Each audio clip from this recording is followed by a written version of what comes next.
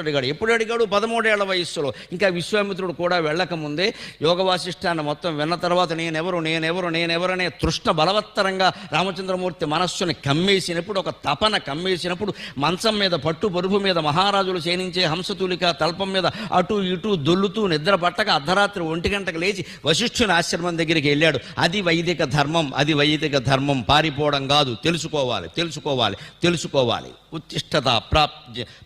ఉత్తిష్టత జాగ్రత్త ప్రాప్యవరాన్ నిబోధత అంటోంది ఉపనిషత్తులే.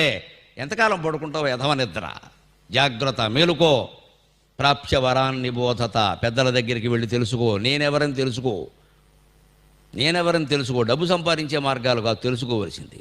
నేనెవరు ఆ ప్రశ్నకి నీకు అర్ధరాత్రి సంక్షోభం కలిగితే అర్ధరాత్రిలే బయలుదేరు, వెళ్ళిపో. అది ముఖ్యం. ఆత్మార్థే పృథివీం త్యజేత్. ఆత్మజ్ఞానం పొందాలనే కోరిక కలిగితే సంసారమును ఈ కుటుంబాలు కాదండి, మొత్తం ప్రపంచం వదిలే.